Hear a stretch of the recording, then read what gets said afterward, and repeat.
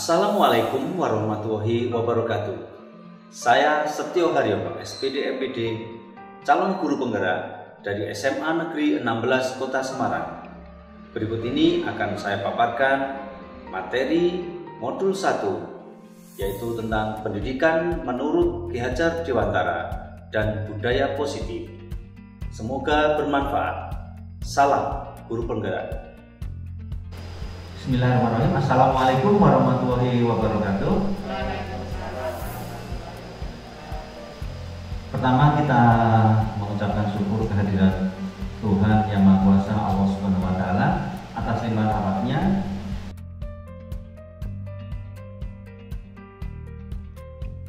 Kita coba. Salam guru penggerak. Mandiri, berprestasi, berprestasi, berpihak kepada murid. Terima kasih Pak Guru. Ya.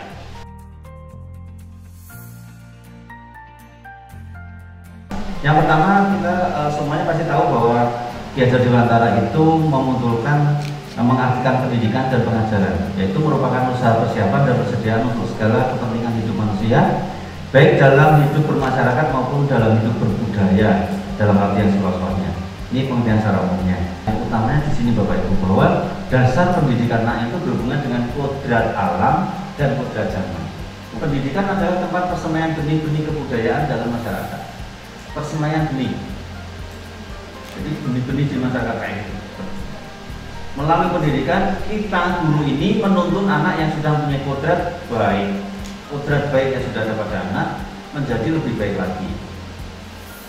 Yang pentingnya adalah kita mencermati garis kodrat kemampuan siswa agar jiwanya merdeka lahir dan batin, yang merupakan perpaduan antara pikiran, perasaan, dan kehendak atau kemauan sehingga memberikan semangat. Yang tadi saya menyebut kodrat dan anak itu tahap tumbuh kembangnya ini ada istilah wirogo, wiromo, wiraga, dan wirama. Jadi kodratnya begini Bapak. Jadi berdasarkan dari usianya, kalau dari usia 0 sampai 8 sampai 6 menuju ke 16 tahun itu raganya, indranya, kemudian imajinasinya, dia anak belajarnya itu dengan cara bermain itu memang kodratnya seperti itu, mengeksplor pengalaman. Nah, kebetulan kita ngajarnya kan SMA. Kalau yang Bapak Ibu guru TK, SD itu memang pemahamannya ke sana, jadi mengeksplornya ke bermain. Kemudian kalau kita yang SMA ini mengarahnya ke ini, anak-anak kita, murid-murid kita itu sudah lebih secara kodratnya, tahap tumbuh kembangnya sudah menuju ke bagaimana bertanggung jawab, pembiasaan, kemudian irama kesehariannya, jadwal-jadwal rutinnya yang harus selaras dengan sesama dan juga semesta. Di sini, ini anak-anak SMA kan maksudnya di sana. Jadi sudah mulai mengarah ke menuju ke tingkat kedewasaan. Nah, di usia kalau yang ini ada secara psikososial ya, Pak Yoto yang berikan ini paling paham kalau yang psikologis itu. Nah, bahwa kalau sudah usianya ini, kalau masih dari lahir ada kepercayaan, ketidakpercayaan itu sampai 1,5 tahun, kemudian ada otonomi, melawan rendah diri, itu perkembangannya sih. Jadi kalau pandangan semua kita punya anak yang dari baby kayak gitu, bagaimana kita mendidik mereka, tumbuh kembangnya dari situ. Penting sekali. Kita mengajari apa? Apa kita menjadikan mereka jadi anak yang rendah diri dan sebagainya, tergantung. Kemudian mulai ada inisiatif dari umur 3 sampai 5 tahun. Ada inisiatif. Nah, nanti lawannya adalah merasa bersalah. Kemudian mulai 5 sampai 12 tahun itu secara kompeten, produktivitas, inferioritasnya muncul. Kemudian anak-anak kita, murid-murid kita yang usia-usia SMA masuknya di perkembangan di tahap yang loyalitas, menunjukkan identitas, kemudian sempat juga bisa terjadi kebingungan peran, mau jadi apa gitu. Kemudian kalau 18 sampai 40 tahun itu tahap cinta gitu istilahnya ya, kedekatan keintiman, dan juga ada isolasi itu, jadi menutup diri, tidak bergaulnya. Ini kodrat tahap tumbuh kembangnya. Nah, yang sedang digaungkan adalah pendidikan yang berpihak pada anak. Maksudnya adalah pendidikan yang mengapresiasi anak sebagai manusia, terpenuhi tumbuh kembangnya menjadi insan dengan budi pekerti, baik cita, rasa, dan dorongan untuk berkontribusi pada masyarakat. Ini yang namanya pendidikan yang berpihak pada anak. Berpihak pada anak. Kita bagaimana menumbuh kembangkan menjadi insan yang berbudi pekerti, baik dari cita, rasa maupun adanya motivasi atau dorongan untuk berkontribusi pada masyarakat.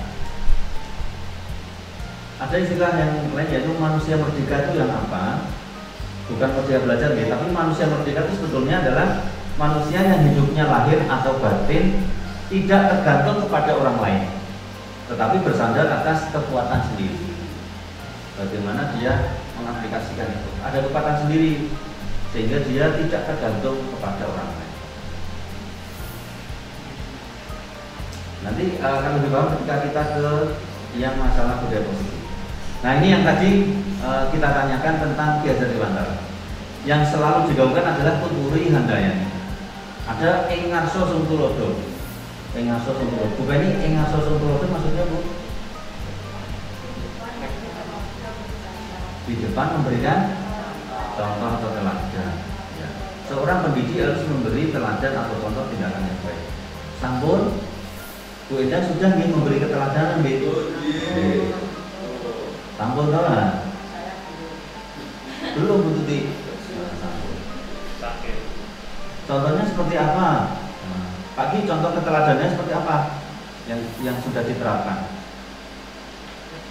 Misalnya tadi keteladanan yang kita contohkan kepada murid-murid. Contohnya Pak Ki,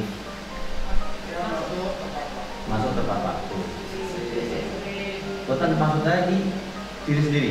Pak Ki masuk tepat waktu. Saya percaya itu, gitu. Kemudian Ing Madya Mangunkarso. Bumi maksudnya Ing Madya Mangunkarso. Yaitu kalau di tengah-tengah atau di antara murid menciptakan prakarsa bakti yang sudah pernah dilakukan mungkin Bumi.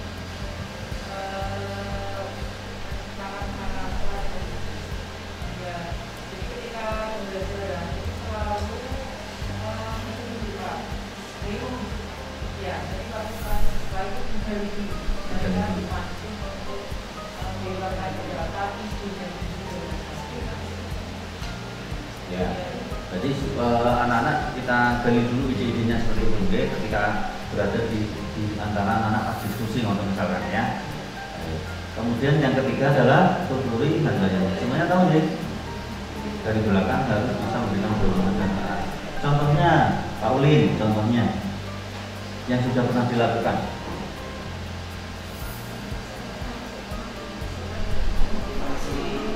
Yang sudah pernah dilakukan. Ketika presentasi mata pelajaran, anak-anak kita dorong agar berani memberikan tanggapan atau tanggapan masukan gitu. Memberikan motivasi ya, agar anak-anak mau memberikan tanggapan. Jadi Bapak Ibu sebetulnya dari tiga ini semuanya kita raba-raba, panjenengan semua sudah melakukannya. Yakin ya? Yakin. Jadi ini yakin dia sudah melakukan semuanya dia. Kalau nantinya mau jadi sekolah penggerak, 3 item ini harus dilakukan.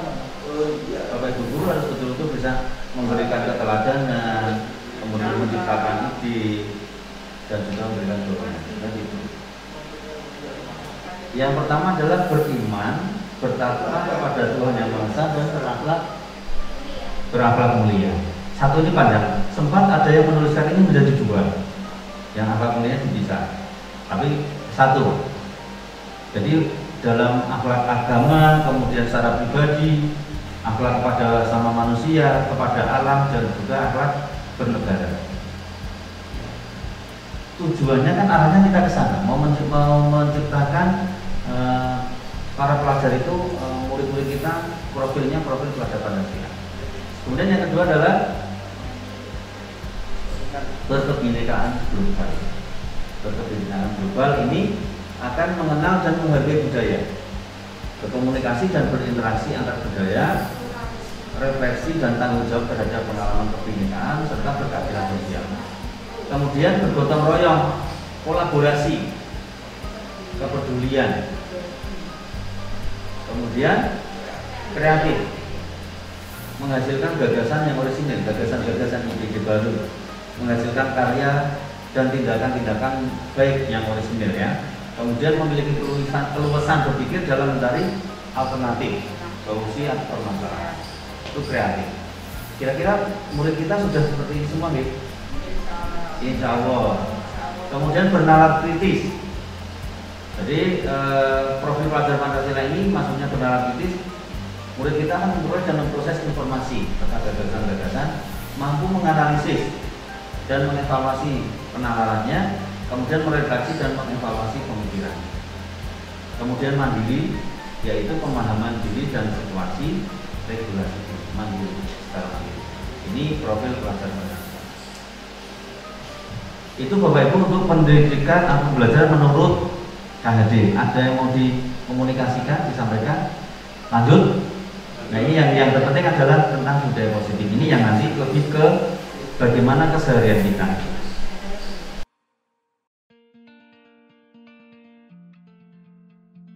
Ilusi itu apa? Sesuatu yang belum jelas. Belum jelas. Apa sebenarnya? Sesuatu yang masih proses. Masih proses itu ya. Ilusi. Angan-angan, khayalan, bayangan. Nah, ternyata Bapak Ibu untuk membangun budaya yang positif, ini yang saya kotak dulu, sekolah itu harus menyediakan lingkungan yang positif, aman dan nyaman, agar murid-murid mampu berpikir, bertindak dan mencipta dengan merdeka, mandiri dan bertanggung jawab. Kenapa bisa seperti ini? Karena ada ilusi, ada bayangan. Bayangan tadi ada ilusi. Yang pertama adalah adanya ilusi guru mengontrol murid. Bayangannya, ilusi yang sudah terjadi selama ini, kita sebagai guru, kita tuh mengontrol murid kita. Padahal itu sebetulnya kalau secara pendidikan laki-laki itu sebuah paksaan.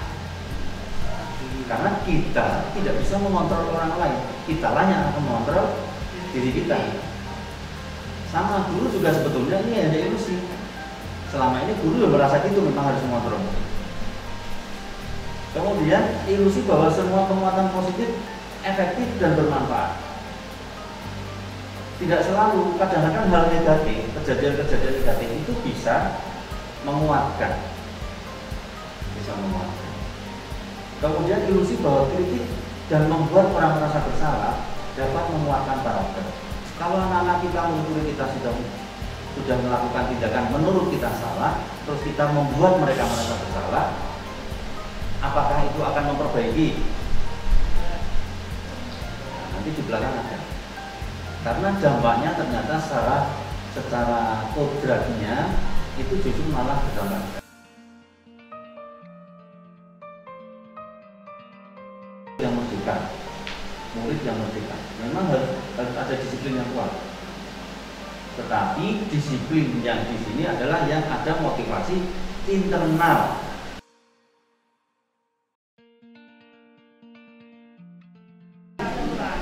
Sifatnya lebih abstrak, ya.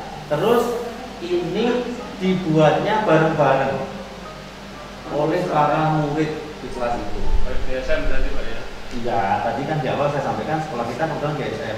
Sekarang tadi saya bilang, Bapak itu sudah melaksanakan itu. Sudah. Oke. Contohnya ketika mau mengajar, ketika saya mau mengajar, kita buat keyakinan kelasnya dulu misalkan untuk pembelajaran biologi hari ini. Nanti anak-anak mereka memunculkan sendiri apa yang akan dilakukan. Contohnya ketika tidak mengganggu teman, tidak mengaktifkan HP misal, tapi dari bareng-bareng mereka, itu keyakinan kelas. Ya. Tapi kalau memang aturan itu sudah dibuat yang sudah diedarkan dan sebagainya, itu namanya tata tertib. Harus datang tepat waktu, jam 7 masuk. Nah, panjenengan semua sebagai wali kelas, kita ingin besok panjenengan mencoba untuk bisa menerapkan keyakinan kelas. nantinya kalau dengan keyakinan kelas, insya Allah anak-anak akan lebih menyadari sendiri. Jadi bukan paksaan. Maunya apa? Tapi akhirnya akan ditepati, akan dituruti keyakinan kelas itu. Jadi yang disampaikan Pak Kita ini memang keyakinan kelas. Itu karena mereka bareng-bareng kelas harus bersih. Nanti kalau kelasnya tidak bersih, kelas itu sendiri, murid-murid sendirilah yang akan memberikan solusi.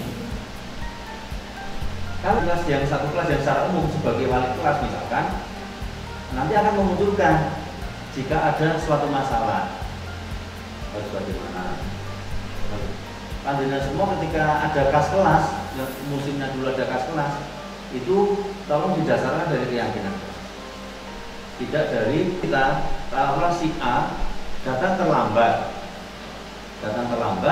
dia sepatunya warnanya putih, kemudian tidak pakai sabuk,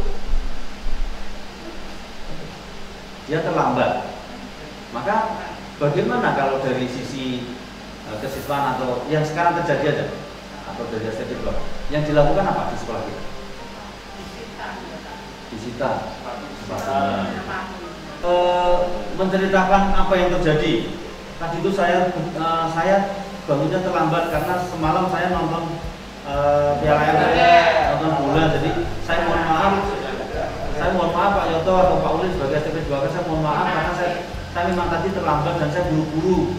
Saya biar pengennya tidak terlambat, saya selalu ambil sepatu, saya pakai, saya segera buru-buru ke sekolah. Ternyata masih terlambat. Ketika anak menyampaikan seperti itu, yang dilakukan STP 2K atau kesiswanya bagaimana?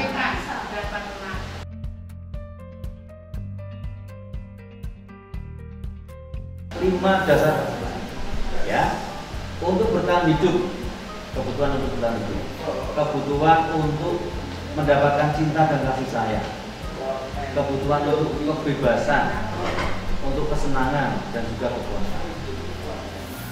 Ketika seorang murid melakukan suatu perbuatan yang bertentangan dengan nilai kebajikan atau melanggar peraturan, hal itu sebenarnya dikarenakan mereka gagal memenuhi kebutuhan dasar mereka. Jadi misalnya kebutuhan kesehatan, rumah, dan juga makanan. Oh, anak-anak ada masalah misalkan di kantin, dia sabotase makanan temannya. Mungkin dia memang lagi butuh kebutuhan untuk bertahan hidup, ya, untuk bermain. Ini kebutuhan dasar.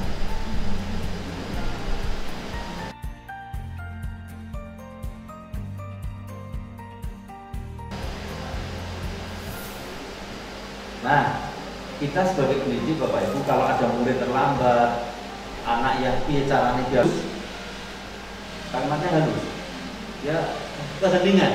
Jadi mau berbicara halus tapi nyampe gitu, sampai anak itu merasa oh iya saya bersalah. Dampaknya bagaimana? Dia akan menjadi gagal, merasa bersalah.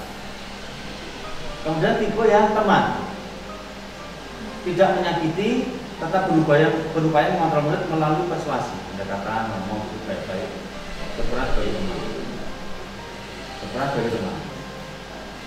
Jeleknya, negatifnya kalau berperan sebagai teman, nanti kalau ada kekecewaan, wah, si murid ini akan, saya terlanjur percaya tapi kok malah begini. Negatifnya di situ. Kemudian posisi sebagai pemantau atau monitor, ya, atau mengawasi, menggunakan catatan data-data yang dapat digunakan sebagai bukti atas perilakunya. Ini loh kamu, data saya lengkap, kamu tidak mengumpulkan tugas 1, 2, 3, 4, 5, 6, tapi tetap saya beri nilai bagus. Ya, memantau, mengawasi. Besok harus begini-begini. Bapak Ibu, kita kadang di posisi penghukum, kadang membuat merasa bersalah, kadang berperan sebagai teman, kadang sebagai teman. Yang diinginkan, yang tujuan utamanya adalah berperan sebagai manajer, ya, yaitu berbuat sesuatu bersama dengan murid, terbuka sesuatu dengan murid, mempersilahkan murid mempertanggungjawabkan perilakunya, mendukung murid agar dapat menemukan solusi atas permasalahannya. Ketika ada anak datang terlambat, sepatunya putih, kita beri kesempatan. Kesempatan apa? Kamu terus kalau seperti ini harusnya bagaimana? Ya, tidak langsung dimarahi dan sebagainya. Kalau panjenengan kita bagaimana? Iya Bu, iya Pak, memang saya harusnya tidak pakai sepatu. Terus harusnya bagaimana? Jadi tidak, memang sekarang yang namanya berpihak pada murid seperti itu. Contoh-contoh kecil seperti itu. Panjenengan semua, kalau boleh saya tanya, rasanya piye ketika menuntaskan nilai anak-anak?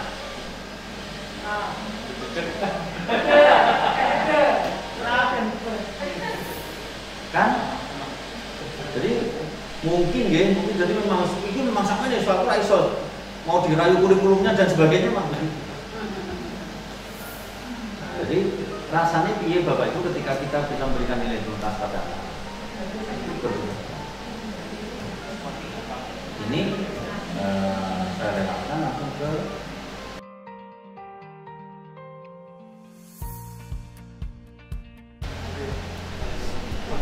Bapak Ibu. Sekarang ini, ketika murid kita melakukan kesalahan, tindakan mana yang dilakukan?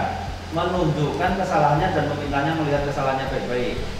Apakah ini? Atau mengatakan, kamu seharusnya tahu bagaimana kamu seharusnya bertindak. Kayaknya kalau di SMA kayak gini ya, begitu dewasa sampai gede dibilang gitu, kamu seharusnya tahu bagaimana harusnya bertindak. Atau Anda mengingatkan murid Anda akan kesalahannya yang sama di waktu sebelumnya. Dari kemarin terlambat terus, ya, dari kemarin tidak mengerjakan tugas. Kenapa kamu melakukan sesuatu yang seharusnya tidak kamu lakukan? Anda akan mengkritik dia dari pembiarannya. Nah, sebetulnya kita melakukan ini enggak? Kalau kita melakukan seperti ini, kita akan membuat murid kita menjadi murid yang merasa bersalah dan gagal.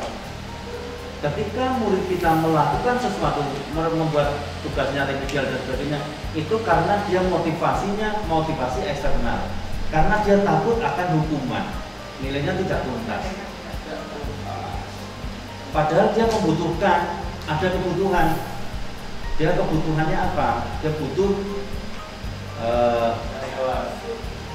bukan tadi yang bilang kebutuhan tadi, kebutuhan dasar. Kita harus tahu kebutuhan-kebutuhannya apa namanya. Oh, butuh diperhatikan. Gitu. Maksudnya kalau ada anak bermasalah, kita tidak langsung ngejar yang kemudian ada pakai istilahnya untuk keyakinan kelas, untuk pemecahan masalah adalah ini Pak Kesilpan, ada istilah restitusi, yaitu menciptakan kondisi yang baik bagi murid untuk memperbaiki kesalahan mereka.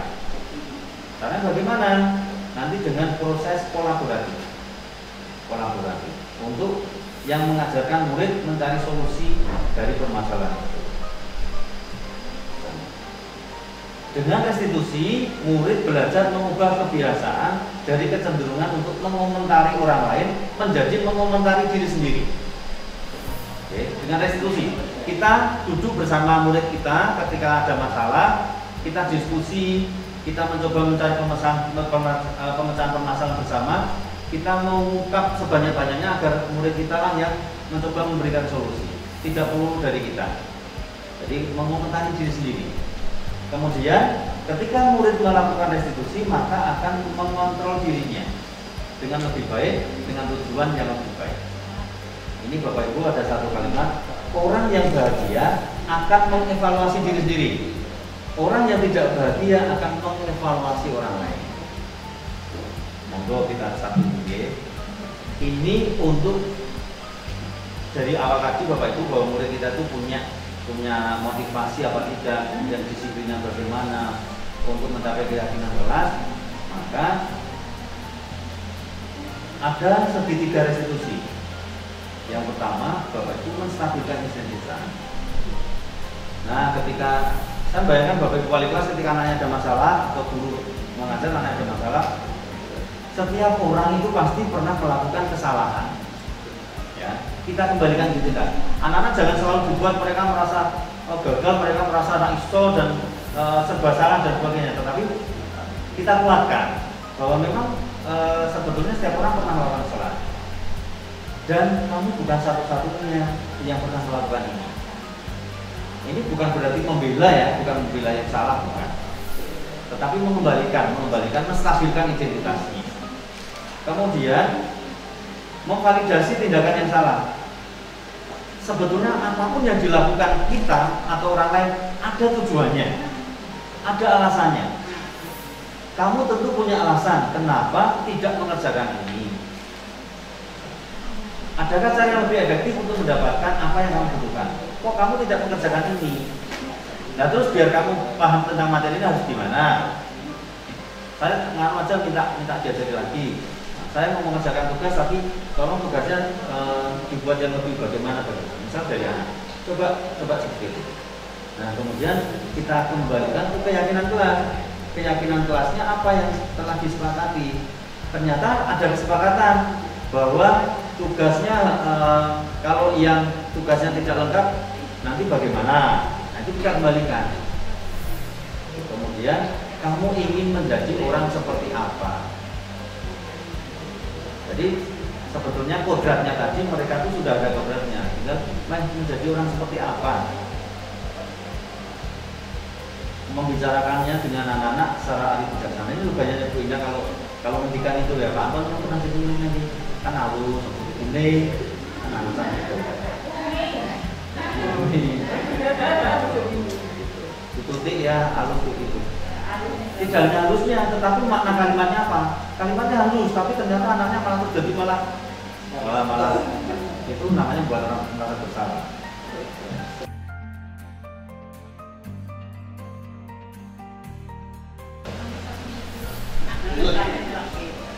Ya, Bapak Ibu, yang saya sampaikan itu semuanya adalah nanti untuk mengevaluasi kita semua, kita akan mencoba mengubah paradigma kita tentang budaya-budaya kita yang mungkin kurang pas. Ya, Bapak kesiswaan, Bapak Ibu wali kelas, kita coba membuat keyakinan kelas, kita membudayakan disiplin secara positif, sehingga kita menjadi guru-guru yang berpihak kepada murid kita. Rasanya ketika menuntaskan nilai anak kita tuh rasanya kok beban atau mungkin wah bocah ini. Tetapi mari kita membudayakan secara positif. Bila guru dapat membangun interaksi yang memberdayakan dan memerdekakan murid, maka murid akan meletakkan dirinya sendiri sebagai individu yang positif dalam dunia berkualitas karena mereka menghargai nilai-nilai kebajikan. Dunia berkualitas itu yang kita bayangkan. Ya kita bisa di sana. Dunia berkualitas itu misalkan saya membayangkan, wah saya di ruangan kelas yang anak-anaknya pinter-pinter, lancar dan sebagainya. Atau saya membayangkan di sebuah rumah yang tamannya bagus, kemudian sambil duduk menikmati pemandangan, itu dunia berkualitas. Tapi sayangnya tidak berada di situ. Nah, untuk mencapai ke sana kan tidak mudah. Melalui restitusi, ketika murid berbuat salah, guru akan menanggapi dengan cara yang memungkinkan murid untuk membuat evaluasi internal. Jangan kita mendahulukan mengevaluasi dia, tapi mari kita mencoba anak-anak mengevaluasi diri. Termasuk kita ini, kita mengevaluasi diri juga. Ya, sehingga apa yang dapat mereka lakukan untuk memperbaiki kesalahan mereka dan mendapatkan kembali harga diri. Inilah nilai-nilai positif yang kita inginkan. Demikian Bapak Ibu, harapannya nanti ada budaya-budaya positif, ada keyakinan kelas ketika kita mengedepankan kepentingan murid kita. Memang kadang nanti benturannya kesimpulan dengan tata tertib dan sebagainya. Pelan-pelan akan bisa. Inilah yang dinamakan perubahan paradigma terkait dengan menuju ke budaya positif, disiplin secara positif. Kita tidak selalu akan memposisikan anak di posisi yang salah. Baik, terima kasih Bapak Ibu untuk waktunya, dan kita berharap kita bisa mewujudkan budaya positif di sekolah kita, bergerak bersama mewujudkan Merdeka Belajar. Salam Guru Penggerak. Terima kasih. Wassalamualaikum warahmatullahi wabarakatuh.